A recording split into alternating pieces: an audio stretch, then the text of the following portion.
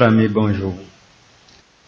Aujourd'hui, je viens avec un petit tuto astuce sur l'informatique. Force est de constater que la plupart des personnes ont des soucis pour un paramétrage basique de leur système d'exploitation. Alors, cette constatation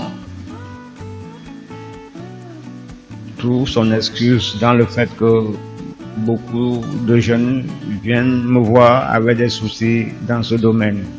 Soit ils ont un système qui a des problèmes pour démarrer, ou alors ils ont un système avec des fonctionnalités manquantes, ou alors il y a plusieurs problèmes qui sont liés à une mauvaise utilisation ou bien à une ignorance des paramétrages de base qui doit se faire sur un système d'exploitation. Alors, c'est l'excuse de ce cours d'aujourd'hui, et sans avoir la prétention d'être un expert, je viens avec ma modeste contribution essayer de veiller les consciences de ceux qui ont sacrifié ou doivent sacrifier quelques minutes de leur temps pour essayer d'honorer ou bien de m'honorer en visionnant mes vidéos.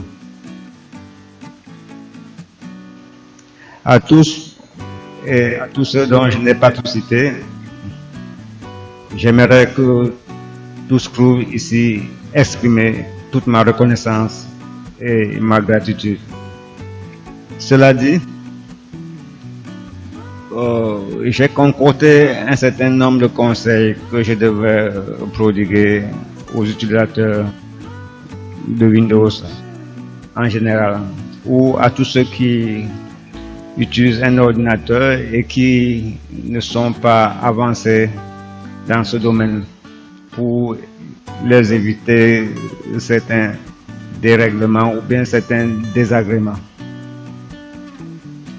Si la première des choses, c'est l'image système d'un système d'exploitation. La plupart ne savent pas à quoi ça sert et ne savent même pas comment procéder à la création d'une image système. Alors, on peut, si vous voulez créer l'image système de votre Windows, puisqu'il est indispensable dans la mesure où plus tard, quand vous aurez des problèmes ou bien des soucis, cela pourra vous dépanner et cela pourra vous éviter d'aller voir des personnes peut-être parfois qui n'en savent pas plus que vous et qui vous feront passer pour des débutants alors que vous aurez dû faire certaines manipulations vous-même. Créez d'abord l'image système. Alors, pour avoir la commande pour la créer, pour créer cette image, alors vous venez ici au niveau de l'icône qui est là, au niveau de la zone de notification, donc le petit drapeau qui est là, vous cliquez ici sur ouvrir le centre de maintenance. Alors, cette fenêtre s'affiche. Bon, vous avez plusieurs options qui s'offrent à vous ici. Alors, vous déployez, vous faites glisser la fenêtre. Ici, vous pouvez récupérer votre système. Alors, si vous cliquez ici, vous pouvez créer ici un lecteur de récupération. En cas où vous avez des problèmes, ça peut démarrer votre machine. Si le problème est lié vraiment à la structure de fichiers et tout ça, ou au fonctionnement ou aux fonctions du système, là, même si l'ordinateur ne peut pas démarrer, ça pourra vous dépanner. Et vous n'aurez pas besoin d'aller voir monsieur tout le monde, parfois qui n'en soit pas plus que vous. Alors, ici, le deuxième point, c'est la restauration du système. Mais pour pour que vous puissiez restaurer votre ordinateur à une date antérieure, il faudrait d'abord que vous ayez créé des points de restauration. Parfois, la machine en crée des points de restauration automatiques, mais très souvent, la cause de votre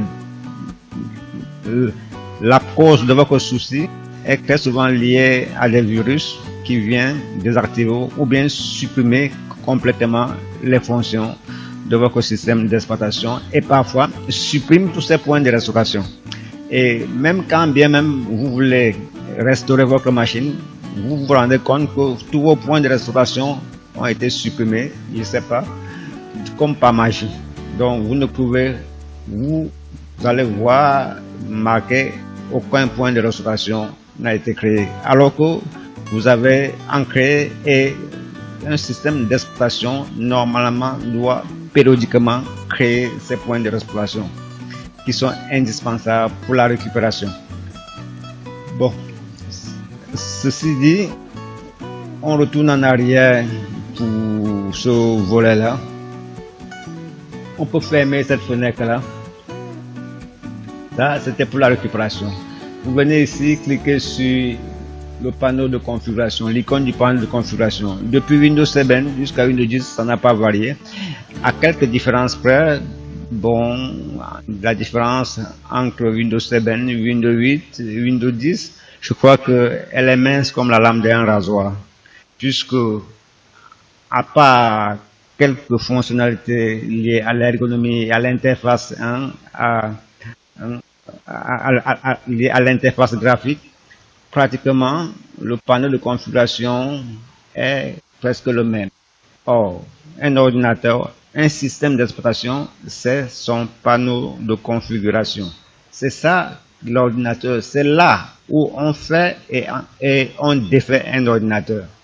Alors, si vous n'avez pas la maîtrise de ce panneau de configuration, vous allez vous attendre à tout un tas de problèmes. Puisque c'est là, c'est le cœur du système. Comme son nom l'indique, c'est là, c'est le centre du système. Donc, je disais tantôt, vous cliquez sur système et sécurité. Au niveau des fichiers, ici au niveau de l'historique des fichiers, et ici, vous pouvez ici cliquer ici sur récupération des fichiers. Et ici, vous avez plusieurs options. Si vous avez un système qui est sain, qui n'est pas infecté, et que vous êtes certain que vous avez un bon système qui est sain, parfois même c'est un système qui est authentique, le mieux pour vous, c'est de créer l'image de votre système. Si vous n'avez pas une copie de ce Windows, créez l'image de votre système, ça pourra vous dépanner, on ne sait jamais. Et 99,99% de ceux qui utilisent un système d'exploitation ne savent pas créer une image système et ne savent même pas à quoi ça sert. Alors, vous cliquez ici sur ce lien et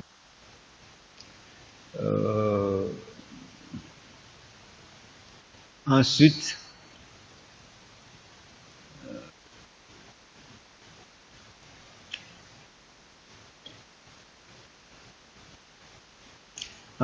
cette fenêtre démarre ici. Vous pouvez créer votre image système ici, soit le stocker sur un disque dur, ou alors sur un DVD, ou alors sur un lecteur réseau. Donc, si vous ne voulez pas créer l'image système, vous pouvez fermer cette fenêtre-là. Vous pouvez créer maintenant un disque de réparation système. Il suffit seulement de cliquer ici et ça me laisse passer. Alors, pour un disque de réparation, vous aurez cette fenêtre qui est là, qui peut vous aider pour pouvoir réparer les désagréments qui sont arrivés, qui ont été créés sur votre ordinateur, liés surtout à des virus et à des logiciels espions. Donc, vous suivez les instructions. Quand vous cliquez sur créer un disque, alors le tour est joué. Et aussi, si vous êtes quelqu'un qui est relativement aisé, ne soyez pas avare, il faut essayer de trouver un disque aussi, un disque, du externe que vous pouvez à chaque fois activer de vos fichiers. C'est très important, surtout si vous avez des fichiers extrêmement importants.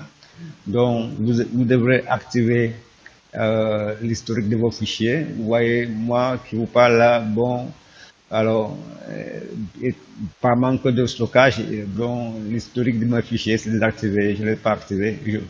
Bon, je n'ai pas dans cette machine des fichiers qui sont très importants, donc je me réserve le droit d'activer cela.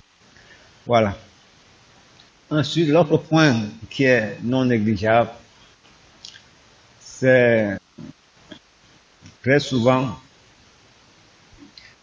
le problème d'Internet Explorer. Internet Explorer, c'est la propriété de Microsoft. Donc, alors, Internet Explorer dispose d'un moteur de recherche qui s'appelle Bing.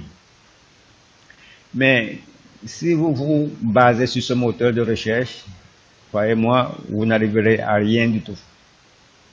Alors, tout a été fait pour que vous soyez sous le contrôle de celui qui a développé le système d'exploitation. Alors, pour éviter d'être sur le joug du constructeur du système d'exploitation, vous devez télécharger d'autres moteurs de recherche. Et pour le faire, vous venez ici, faites un double clic sur l'icône du panneau de configuration et vous venez ici à réseau Internet et vous cliquez ici sur option Internet. Vous attendez la fenêtre là s'affiche.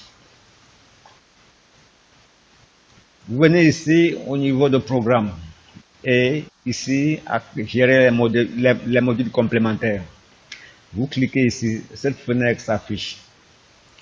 Comme vous pouvez le constater, vous pouvez télécharger les barres d'outils directement et définir quelle barre d'outils vous voulez utiliser. Vous pouvez également définir quel accélérateur vous devez utiliser. Et surtout, vous pouvez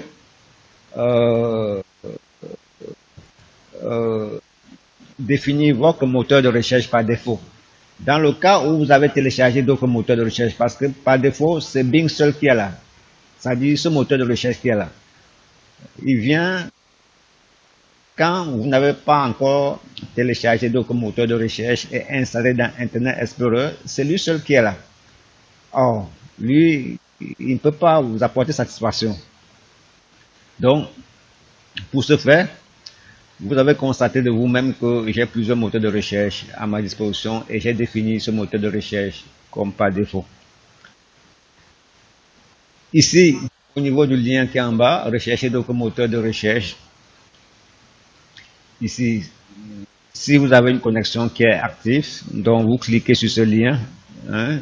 Si vous cliquez sur ce lien, alors vous allez voir que Internet Explorer va démarrer et va aller dans la galerie d'Internet Explorer et va afficher des moteurs de recherche. Et une fois affiché, vous sélectionnez un moteur de recherche et vous l'ajoutez à Internet Explorer. Par contre, je peux faire une petite démonstration pour que vous voyez vraiment à quoi cela ressemble. Donc, je vais fermer cette fenêtre là d'abord et je vais activer ma connexion qui est là. Donc, je clique ici. Donc, j'attends d'être connecté. En ce moment, je suis connecté. Et mon navigateur, par défaut, automatiquement, est en train de vouloir démarrer. Donc, il démarre, mais c'est pas celui-là, c'est pas ce navigateur que je veux utiliser. Donc, je vais fermer ce navigateur. Et maintenant, je vais venir cliquer ici sur rechercher d'autres moteurs de recherche. Alors, vous cliquez sur ce lien qui est en bas là, vous attendez.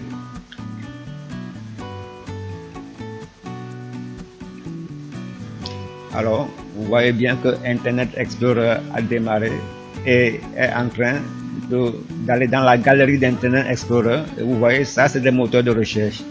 Alors, vous pouvez ajouter à votre navigateur Internet Explorer. On est là dans la galerie d'Internet Explorer. Donc, je ferme cette galerie parce que je ne veux pas prendre de risques. Donc, je déconnecte. Je ne veux pas prendre de risques parce que tout simplement, pour moi, je ne veux pas être à la merci de qui que ce soit. Donc, j'ai un système d'exploitation qui est authentique. Donc, mais puisque j'utilise une machine dont l'antivirus n'est pas mis à jour, je me réserve le droit d'aller n'importe où. Bon, c'est de cette manière que vous pouvez installer, télécharger et installer d'autres moteurs de recherche. Donc, une fois dit, on ferme cette fenêtre. Alors, et vous fermez également. Avant de fermer cette fenêtre, vous pouvez même personnaliser votre page de démarrage. Donc, vous voyez ici, j'ai tenu à personnaliser ma page de démarrage. Donc, ma page de démarrage, c'est google.com. Mais à tout moment, vous pouvez changer cette page-là. Par exemple, je vais couper cette page de démarrage. Si je le mets par défaut, voilà ce qui était là avant. Alors, il suffit seulement d'aller dans Google. Donc, de retirer ce lien qui est là. Donc, de sélectionner le lien et de supprimer le lien. Et une fois que vous avez copié un lien de Google, vous le mettez là, comme moi, et vous cliquez sur appliquer. Et vous validez par OK. Bon, c'était un des points qui me paraissait très important. L'autre difficulté que j'ai constatée, c'est au niveau du contrôle du compte utilisateur. Le contrôle du compte utilisateur, ce n'est pas un antivirus, ce n'est pas un password, mais il vient compléter l'action de tout ça. Donc, vous ne devez pas oublier de le mettre à son plus bon niveau. Et son plus bon niveau, c'est ici. Très souvent, c'est en bas. Ou alors, vous voyez des gens carrément dont c'est complètement désactivé ici, comme ça, en bas. Vous le mettez en haut, ici, comme ça. Donc, et vous validez par OK. Moi, j'ai déjà fait, donc je ne vais faire qu'annuler ça. Parce qu'une fois que vous le mettez, vous paramétrez, vous devez redémarrer. C'est après le démarrage que vos paramétrages est pris en compte. Donc, je vais annuler ça. Comme ça, rien ne va se passer. Après le contrôle du compte utilisateur, vous devez vérifier l'état de votre pare-feu. Beaucoup de personnes ne vérifient pas ça. Très souvent, c'est désactivé. Et ils ne sont même pas au courant. Donc, vous vérifiez l'état du pare-feu. Aussi, Windows Update qui est là. Vous devez vérifier les paramètres de Windows Update. C'est conseillé d'installer les mises à jour automatiques comme ça. Si vous avez un système authentique, c'est bien, vous le mettez à ce niveau et vous cochez, toutes les coches sont là. Alors, si vous avez un système qui n'est pas authentique et que vous faites le système D, donc vous cliquez sur ici, ne jamais installer les mises à jour automatiques. Parce que si vous vous avez l'orgueil d'activer les mises à jour automatiques alors que vous n'avez pas un système qui est authentique, alors croyez-moi, vous allez voir ce que vous allez voir. Et vraiment, je n'aimerais pas être à votre place. Bon, et surtout décochez tout ça et vous validez par OK. Donc vous décochez tout ça et vous validez par OK et confirmez par le contrôle du compte utilisateur. Pour ceux qui se connectent très souvent sur Internet, vous avez un autre danger. Quand vous êtes connecté sur Internet, très souvent les gens installent dans votre dos des applications ou des mises à jour que vous n'avez pas demandées. Parfois à votre insu, vous n'êtes pas au courant de ça. Et très souvent, ça arrive quand vous avez un système qui n'est pas authentique. Veillez à vérifier ça ici, afficher l'historique des mises à jour. Ou alors, vous venez ici, mise à jour installée, vous cliquez ici. Alors, si vous vous rendez compte que vous avez une mise à jour qui est installée dans votre système alors que vous n'avez pas fait la demande, avant de fermer votre machine, tâchez à désinstaller cette mise à jour par un clic droit dessus. Bon, on retourne en arrière par ce bouton-là. Ou alors, cette commande-là vous permet d'afficher l'historique des mises à jour. En plus des mises à jour installées, pour certaines personnes qui veulent garder leur anonymat, aimeraient vraiment souhaiter de ne pas être localisé. Puisque l'astuce, enfin l'une des fonctionnalités phares d'un système d'exploitation, et d'ailleurs, si vous déshabillez un système d'exploitation, vous allez vous rendre compte que un système d'exploitation, c'est presque quelque chose qui a été fait pour espionner. Parce que vous allez voir un simple programme d'édition de texte qui a des privilèges dans le disque dur, qui a des privilèges un peu partout, alors que ce programme a été fait pour édicter du texte. Alors, et pour s'en apercevoir, vous devez avoir un logiciel qui est capable de déshabiller un système d'exploitation. Il y en a, je peux vous en donner par exemple comme le Kaspersky, la version, je crois que la version 2011, je crois. Voilà. La version 2011. Si vous avez cette version-là, elle est capable de déshabiller un système d'exploitation et vous pouvez choisir quel privilège affecté à tel ou à tel programme et désactiver les privilèges que certains programmes ont alors qu'ils ne devaient pas avoir. Donc, rien qu'en utilisant un simple programme, on peut vous espionner. On peut savoir tout ce que vous faites. Parce qu'il y a des privilèges dans des domaines que vous n'avez jamais imaginé.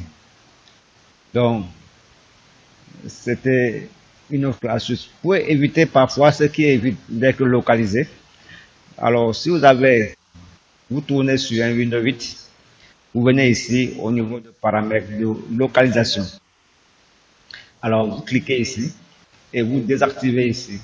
Vous voyez, très souvent, même quand vous désactivez, on active, mais désactivez quand même et vous validez par appliquer. Et vous confirmez ça par le contrôle du compte utilisateur. Donc, vous devez toujours désactiver ici. Vous voyez bien activer la plateforme de localisation. Donc, vous le désactivez. Bon, ça, c'était pour la localisation. Pour éviter certains désagréments aussi, vous devez venir ici au niveau du système et sécurité, au niveau du système, et ici au niveau de paramètres système avancé. Vous cliquez une fois et vous attendez. Ça, c'est des fonctionnalités clés de la machine. C'est pour ça que ces fonctionnalités sont protégées par le contrôle du compte utilisateur si ce contrôle a été activé. Ici, vous avez bien vu utilisation à distance. Donc, vous cliquez sur l'onglet. Et très souvent, vous le cochez d'abord, ou bien parfois, par défaut, c'est coché. Et vous cliquez ici sur options avancées. et vous décochez ici. Dans la plupart des cas, ici c'est activé. Mais si c'est activé, ça veut dire que vous autorisez, si ici est activé, ça veut dire que vous autorisez à n'importe quel utilisateur avancé qui s'y connaît de pouvoir avoir accès à votre ordinateur. Qu'il soit en Chine ou aux États-Unis, il peut avoir accès à votre ordinateur parce qu'il est autorisé. Il est autorisé. Donc, vous voyez bien, autoriser le contrôle à distance de cet ordinateur. Alors, vous devez penser à désactiver ici, décocher ici, et vous validez par OK. Vous venez décocher encore en plus ici, et vous le validez par OK. Ça n'empêche à rien la machine de fonctionner. Vous allez vous connecter sur Internet sans problème, et vous n'aurez aucun problème. Et je ne dis pas que ça ne sera pas possible d'avoir le contrôle sur votre machine si vous commettez une erreur, mais ça sera un peu difficile d'avoir accès à votre machine. Donc, et puis vous validez par OK. Après le contrôle du compte utilisateur, vous devez vérifier si votre système d'exploitation si la protection du système est activée. Alors, comment? Vous voyez bien l'onglet par là où je suis passé. Je suis passé ici. Ici, vous voyez bien protection du système. Donc, vous cliquez ici. Hein, et vous validez par OK. Et la fenêtre démarre. Ici, maintenant, vous voyez, vous pouvez activer et désactiver. Alors, pour activer, par exemple, ici, voilà le disque local qui est là, c'est désactivé. Pour l'activer, je viens ici, vous allez cliquer sur configurer et venir ici, cliquer sur activer la protection du système et appliquer. Donc, cliquez sur appliquer. Voilà. Donc, je n'ai pas besoin d'activer la protection du système sur ce lecteur, donc je vais annuler tout simplement ça pour ma machine. Donc, si vous êtes sur le système, le lecteur qui possède le système d'exploitation, donc, comme ici, vous pouvez créer des points de restauration. Donc, ici en bas, ici, vous cliquez sur cette fenêtre, pardon, sur ce lien, sur cette commande-là. C'est ici qu'on crée les points de restauration. Donc, si vous voulez créer un point de restauration pour ce lecteur, vous sélectionnez le lecteur, comme vous le voyez, comme ce lecteur qui est passé en surbrillance bleu, et vous cliquez sur créer. Et vous pouvez mettre votre nom et vous validez une fois par le bouton, la commande créer. Et là, ça deviendra votre point de restauration. Surtout, avant de le faire, assurez-vous que vous avez un système sain. Parce que si vous avez un système qui n'est pas sain ou bien qui est infecté, là, tout ce que vous faites, ça ne sert à rien. Donc, ça ne sert à rien. Donc, pour le faire, il faut être sûr que votre système est sain et n'a aucun problème de fonctionnalité et que tout fonctionne à merveille pour le faire. Donc, bon, en dehors de ça,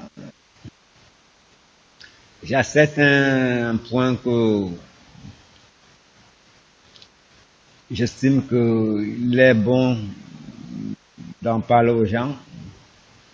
Très souvent, quand vous voulez fermer votre ordinateur, vous avez fini votre travail et que vous voulez fermer votre ordinateur, surtout pour ceux qui se connectent très souvent, quand vous voulez fermer votre ordinateur, vous vous rendez compte que ici, quand vous cliquez sur ce bouton, au lieu de voir arrêter et redémarrer, ou bien redémarrer, vous voyez plutôt mettre à jour et redémarrer. Si vous avez fait appel à cette mise à jour, il n'y a pas de problème. Ou alors, si vous avez un système qui est authentique et que les mises à jour automatiques sont activées, il n'y a pas de problème. Mais, ma foi, je crois que très souvent, c'est pour des systèmes qui ne sont pas authentiques qu'on retrouve ce genre de problème. Si vous cliquez sur mettre à jour et redémarrer, alors que vous avez un système qui n'est pas authentique et que vous étiez en connexion, sachez que vous risquez de vous retrouver après le redémarrage avec tout un tas de problèmes. Puisque les mises à jour qu'on vous a fait passer, toutes les mises à jour, en fait, ne sont pas des mises à jour. C'est des programmes qui sont destinés à saboter tout votre système, donc parfois à neutraliser tous les systèmes de pilote, hein, ou alors à verrouiller certains dossiers de votre système d'exploitation. Donc, si tel est le cas, vous faites disparaître cela, vous revenez ici, vous cliquez, vous revenez ici, et vous cliquez sur panneau de configuration. Et vous venez ici, au niveau de système et sécurité. Vous venez au niveau de Windows Update. La plupart du temps, vous venez ici à modifier les paramètres et vous désactivez ici. Donc vous mettez ne jamais installer les mises à jour automatiques. Vous validez. Ensuite, très souvent, vous allez voir un certain nombre de mises à jour ici, par exemple 90 mises à jour ou bien 251 mots de mise à jour sont prêts à être installés. Quand vous le faites, ça va disparaître. Donc, vous n'allez plus voir ça. Et aussi, n'oubliez pas de venir ici au niveau de mise à jour installée. Quand vous voyez ce genre de problème, venez toujours ici vérifier pour voir s'il n'y a pas une mise à jour ici. Et si vous trouvez qu'ici, on a une mise à jour qui a été installée, désinstallez-la. Donc, par un clic droit, vous faites un clic droit sur la mise à jour et vous cliquez sur désinstaller. Même si vous avez un certain nombre de mises à jour, bien sûr, après quelques mises à jour, après quelques désinstallations, 2, 3, 4, alors le système va vous demander de redémarrer, c'est normal, mais ne redémarrez pas, continuez à désinstaller entièrement et après maintenant, redémarrer maintenant pour appliquer, donc pour annuler carrément tout ce qui a été fait. Donc, ce point me semblait vraiment très utile et très important. Et c'est ce que je tenais vraiment à vous en parler. Bon, sans avoir la prétention d'être un féru d'informatique, je pense que tous ces petits conseils sera bénéfique à plusieurs de mes abonnés ou bien à tous ceux qui ont sacrifié un peu de leur temps pour me suivre. Et c'est du fond de cœur que je leur donne cela parce que quand ils ont des problèmes, ça leur fait chier, moi aussi. Et je n'aimerais vraiment pas vivre tous ces problèmes-là. Et vraiment, pour tous ceux qui essaient d'honorer vraiment mes efforts, j'aimerais que tous trouvent ici exprimé toute ma reconnaissance et ma gratitude. Et sur ce, cela marquera la fin du cours d'aujourd'hui dans les astuces. Il y en aura encore d'autres. J'ai tout un puits intéressable d'astuces que je voudrais mettre à la disposition de ceux qui me suivent et de mes abonnés, mais je peux pas, puisque je développe plusieurs thèmes dans ma chaîne, alors je suis un peu dépassé par les événements. Voilà. Je suis en comptabilité informatisée dans beaucoup de domaines, alors ça me prend un temps pour préparer et tout. Je dispose d'un bureau, je dois travailler, j'enseigne, je suis professeur, donc avec tout ça, je suis un peu dépassé, mais c'est un sacerdoce, j'accepte avec résignation et je suis prêt à servir ceux qui essaient d'honorer au moins le sens de mon engagement. Merci, au revoir et à bientôt pour des prochains tutoriels sur Bamba Formation TV.